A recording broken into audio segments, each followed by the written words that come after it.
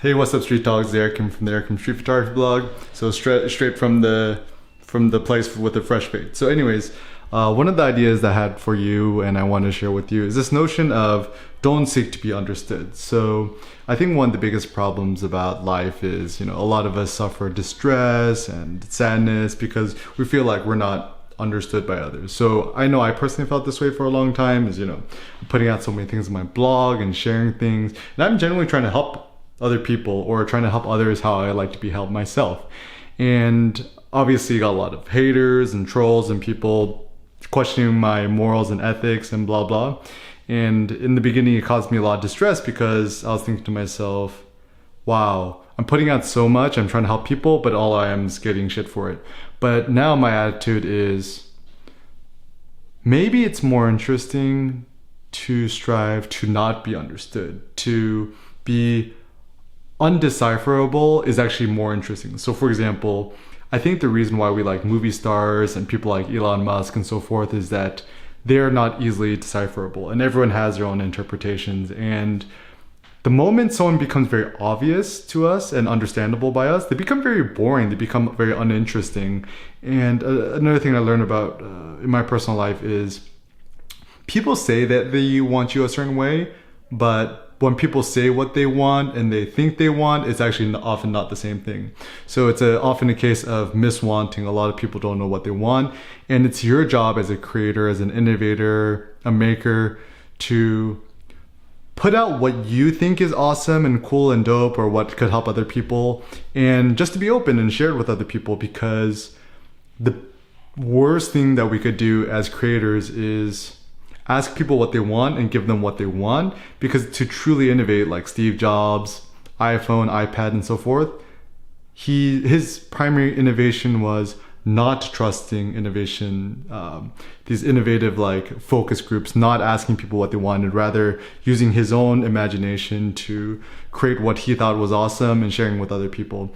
And this kind of goes contrary to everything we're taught in modern society, is that you should ask people what they want and give them what they want. But once again, I think in reality, this doesn't really work. I think one of the best ways to succeed in today's world, especially where it's so hyper oversaturated, is to become hyper different and to become more you, become more of a personality, to share your own thoughts unfiltered, raw, and not to worry so much about what other people are going to think. I mean, perhaps the best thing I've personally done in terms of sharing more innovative ideas and stuff like that is just don't read comments, because it goes both ways. If someone leaves you a nice comment, it feels nice. Someone's giving you a pat on the back, which feels good, obviously.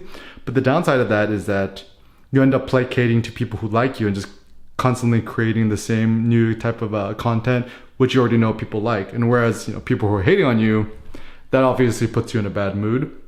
But the interesting thing is, actually, in my experiences, all things considered, if you get a lot of haters or people who are disagreeing heavily with what you said, it's probably a good sign that you're actually doing the right thing, because it's better to have a lot of people hate you or criticize you intensely than to have a lot of people kind of like lukewarm like what you're doing. And a lot of philosophers have said this in the past too, is that you probably should distrust flatterers, people who tell you nice things, rather than people who are hating on you.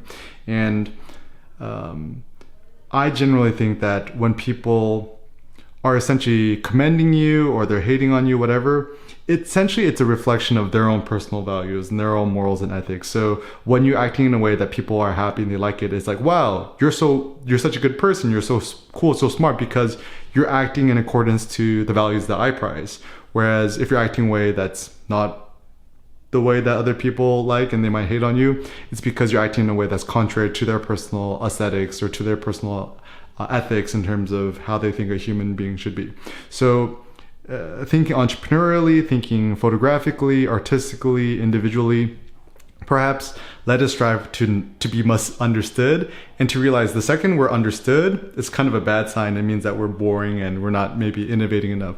So don't worry so much about being understood, misunderstood, whatever. Maybe create more things which are not easily decipherable. And I think this is why some of the best plays, movies, films, philosophers who are constantly being discussed millennia on end is because it's so cryptic. So for example, even looking at the work of Heraclitus, pre-Socratic philosopher, his words are so open-ended and a little bit vague. That's what makes it so interesting, because everyone can interpret it in a different way. I think this is why people love Jackson Pollock, because people can interpret his crazy brushstrokes in a way however they want, whereas a lot of artists, where it's a little bit too obvious what it is, it ends up being uninteresting because there's only one way to interpret it. So keep it more open-ended, keep it in a way that people could interpret more than once, and above all, just kind of do what you're doing and don't even care about understanding yourself too much. You're going to be a same person. You're going to be a different person today as you were the person yesterday, and the day after tomorrow, you're going to be a different person. So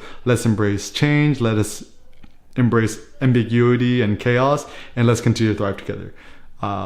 What are your personal thoughts about being understood, misunderstood, thoughts on art, creativity, life, entrepreneurship, etc.? Feel free to share a comment and share your thoughts. Thanks a lot for watching, guys. Peace out.